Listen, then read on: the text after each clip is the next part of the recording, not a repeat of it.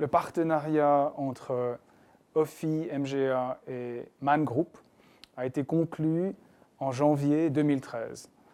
L'objet de ce partenariat est d'offrir à nos clients sur le marché français une avancée majeure, ce qu'on appelle la gestion alternative 2.0. Ceci passe par l'utilisation de la plateforme de compte géré de FRM, qui comprend une soixantaine de supports et environ 7 milliards d'euros d'investissement.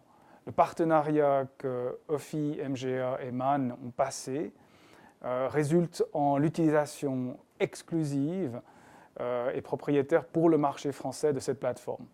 Par ailleurs, Man Group a acquis 20% du capital de OFI MGA et se réserve l'option de monter au capital à hauteur de 50% plus une action à l'échéance de janvier 2016.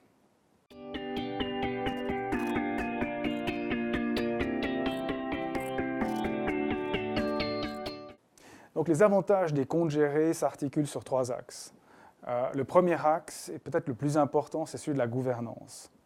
Celui de la gouvernance parce que les instances du fonds sont séparées de celles de l'équipe de gestion ou de la société de gestion. En clair, FRM, en l'occurrence, se trouve en charge des décisions qui affectent le fonds et leurs porteurs et donne un mandat, confère un mandat, délègue la gestion à une équipe de gestion.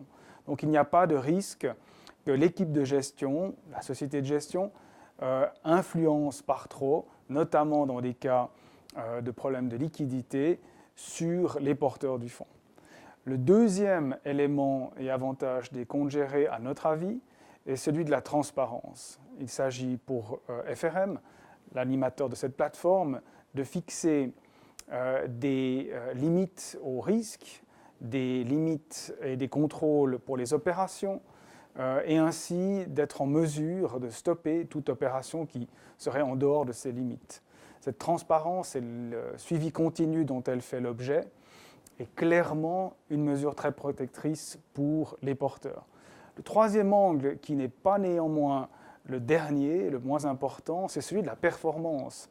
Grâce à ces 2 éléments, il est possible d'avoir une gestion plus orientée vers les convictions, de faire des positions plus importantes et donc de moins éparpiller, si je puis m'exprimer ainsi, les avoirs des clients et plus les concentrer sur des positions qui seraient vraiment celles qu'on veut avoir en portefeuille et donc de ne pas aller vers une diversification extrême qui ne serait pas nécessaire.